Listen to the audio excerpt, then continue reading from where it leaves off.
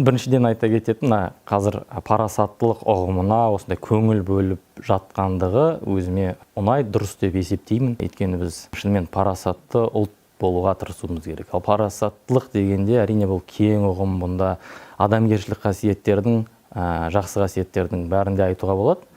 Бірақ енді өзім үшін осы жақсы мына ұлы Абайдың өлеңінде сомаланған, талап, еңбек, терең ой, қанағат, рахым ойлап қой, бес асылыс көнсеңіз. Осында адам бойына табылса, осы бес нәрсенің болғандығы парасатты адамды сипаттайды деп өзім ойлаймын. Еңбек те маңызды, ойлану да әрине, және сонымен қатар қанағат ете білу керек. Қазіргі таңда мысалға енді көп адамдарға дейік те, жастарға мүмкін сол да жетіспей жатқан шығар. Осы негізгі бес қасиет болса, қалған тағда жағымды қасиеттер адамның бойынан өзі табылады деп ойлаймын.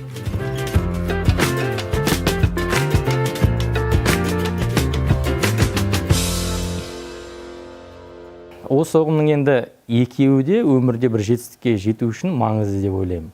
Сәттіліксіз үлкен жетістіктің болуы бірталай деп сенемін. Бірақ та сәттілік бұл тек қана бір фактор. Ал негізгі бұл әрине еңбек, қажырлы еңбек. Еңбек етпей сәттілік болмайды. Еңбек бұл негізгі тірек, болып жатса да енді ол 0,01% шығар әрбір оқиғаларда, ал ең бастысы бұл еңбек. Еңбек етіп жатқан адамның жолында сәттілік өзі кездеседі. Сондықтан да еңбек еткен адам сәттілік міндетті түрде ол жолында кездеседі және жетістікке жетуге көмектеседі деп сенемін. Сондықтан да мен үшін тек қана сәттілік немесе еңбек емес, бұл екеуі де бір өмірде маңызды нәрселер деп ойлаймын.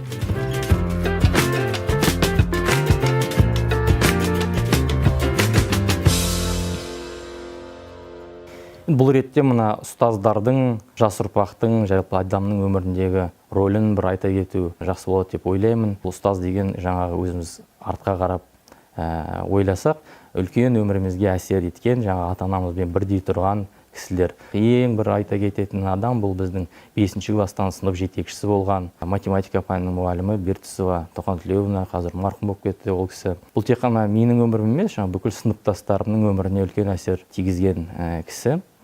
Осы сыныптастарымен жақын араласып отырғаным сол кісінің арқасында. Біз тығыз араласамыз, бір-біріміздің қайда екенімізді, не істеп жүргенімізді білемін. Бұл білім жағын айтпай тұрғанда, әрине бізге фундаменталды білім берді. Классымыздың жартысы қызыл диплом иегерлері, 2 алтын белгі иегері бар. Енді мақтанып айтатын нәрсе, бүгін бір сыныптасымыз облыс әкімінің орынбасары болса, біреуі министрдің орынбасары. Бірақ ең бастысы бұл тәрбие берілген. Ата-анамызбен бірге әрдайым кездесіп, бізді бірге тәрбиелейтін.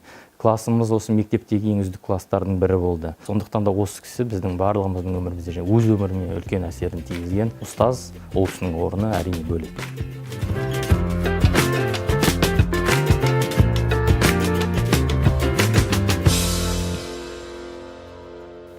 Қысқаша айтсақ, табыстың өзі парасаттылықта дейді. Сонда біз қайтадан Абай атамыз айтқан 5 нәрсеге келеміз. Соның ішінде тағы бір қайталай келетін бұл еңбек. Еңбек ету керек, мақсат қоя білу керек, өз ойлау қабілетті дамыту керек.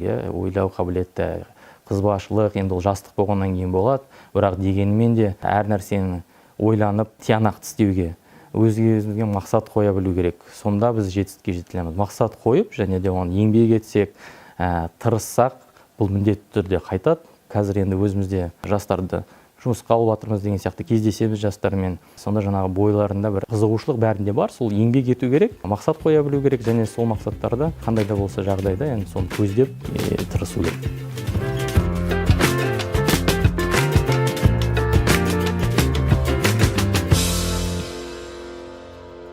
Енді өзім атайып тұрғанда зияткер ұлт, бұл менің ойымша бұны ұлттың басты құндылықтары сипаттайды. Ал ол құндылықтардың ішінде енді менің айта кететін бұл әрине білім және елге деген патриоттық сезім. Мына мыңжылдықта, жаңа ғасырда бірінші орынға адам капиталы бірінші орында шығып отыр. Яғни адамның, жеке тұлғаның өмірі маңызды. Және де қазір мына материалдық ресурстар емес, яғни адамның шығармашылығы, осындай нәрселер бірінші орынға шығып отыр. Мен тағы да өмірде ондай көп нәрсе қазір өзгеріп жатыр. Мына пандемия заманында деген сияқты барлығының сандық технологияға өту деген сияқты осының барлығы адамның ойлау қабілетінің, миының дейміз ба, бір өнімі. Сондықтан да осы құндылықтар бірінші орынға шығу керек. Ал материалдық құндылықтар оның артынан өзі келе береді.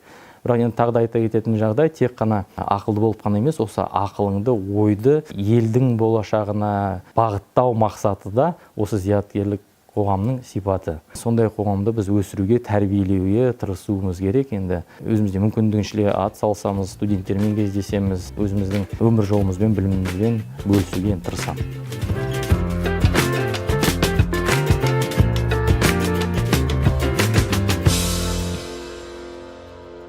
Бос уақыт деген енді қазір жұмыс бар, жанұя бар деген сияқты басқа да нәрселер. Сондықтан да енді былай ішім пысып істейтін іс таппай отқан бос кез болмайды. Ал мына күнделікті жұмыстан бос кездесек, тағы да енді жұмысым өзіме ұнайтын болғаннан кейін, өзім қызығатын сала болғаннан кейін, әрдайым да осы сала, мен өзім оны жұмыс деп есептемеймін, бірақ та қаржы туралы, инвестиция туралы, аналитикалық болсын материалдар, жаңалықтар оқып отырамын. Бұл біздің енді тағы да жұмысымыз ғана емес, ол менің өмірімнің бір бөлігі. Кеште келгеннен кейін де жаңағы ғаламда экономикалық тұрғыдан болсын, басқа да қандай саяси тұрғыдан болсын, не болып жатыр, ол қалай әсер етеді, бізге қалай әсер етеді, мемлекетімізге қалай әсер етеді деген сияқты нәрселерді білу үшін соны қараймын. Әрине өзім денсаулығыма да бір көңіл бөлуге тырысамын. Достарыммен аптасына, әріптестеріммен 1-2 рет жиналып футбол ойнаймын. Бұл тек қана жаңағы денсаулық емес, сонымен қатар жаңағы қарым-қатынас. Бір анда-санда шығып жүгіріп тұрамын, тағы да бұл денсаулық пайдасы болар деп. Сонымен ғана енді рухани дамуымыз, бала-шағамен бір жаққа шығу, туысқандармен кездесу, өлеңде айтылғандай көтермесе көңілді кір басады демекші. Достармен де шығып, тек қана жаңағы бір шер тарқату, осы да тағы да бір бос уақытының өткізуі.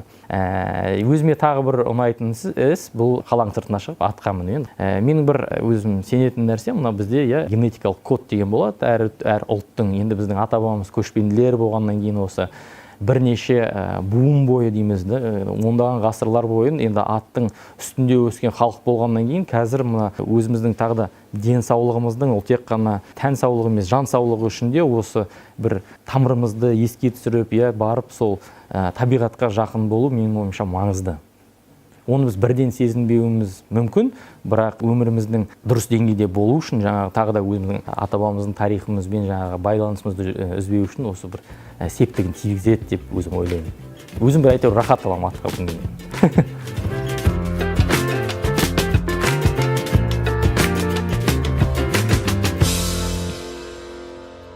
3 кітапты нақты атау қиындау болып тұр. Кітаптар көп, бәрі де қызықты, әртүрлі салада. Сондықтан енді мына жанрларда, қай жанрда оқитындығымды біраз айтайын. Тарихи романдарды оқығанды мысалға ұнатамын. Соның ішінде әрине енді айтпасқа болмайтын Калашниковтың «Жестокий век», «Сұм заман» кітабы. Бұл енді мына біздің Орта Азия, Қазақ даласының тарихынан бір көрінді және классикалық шығарма, көптеген адамға ұнайды деп сенемін. Әрине Есенберлиннің «Көшпенділері», шетелдік авторлардан болса, мысалға «Столпы земли» Кен Фоллеттің, «Жердің тірегі» дейміз ба, өте қызықты роман.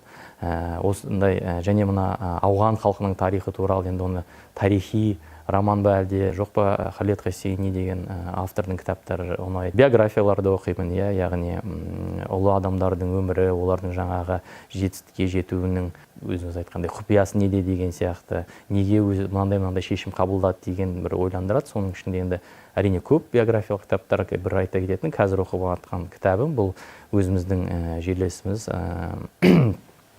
Сейдахмет Құттықадамның «Ұлтқа қызмет ету» кітабы. 10 ұлттың ұлы көшбасшыларының биографиясынан бір үзінділер. Әрине бұл қысқаша түрде жазылған, бірақ дегенмен қалай өз ұлттарының тағдырына әсер етті деген сияқты, неге тарихта бұндай із қалды, біраз аналитикасы берді дегенде, сондықтан қызықты кітап, соны қазір оқып жатырмын. Жалпы түрлі кітаптарды оқимын, тағы да экономика саласында деген сияқты. Сол.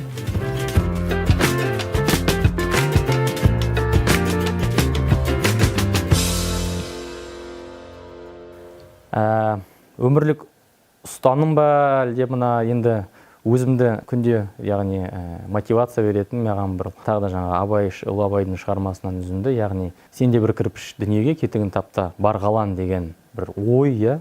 Осы ойды мен өзі 11 қаңтарда жаңағы жастар кадр резервінің президентпен кездесуінде де айтқам. Осы ой менің өмірлік мақсатымды, ұстанымды сипаттайды. Яғни өмірімді тек бостан-бос өткізіп қана қоймай, бір пайдамды тигізсем, пайдамды еліме, халқымызға, бір өзімнің жанұяма пайдам тигізсем деймін. Өйткені олай болмаса біздің мәніне өмірге келіп кетудің жаңағы ұрпақ қалдыру, және ұрпақты тек қана қалдырып қоймай, сол ұрпаққа бір мақтанатын, үлгі болатын бір іс қалдыру.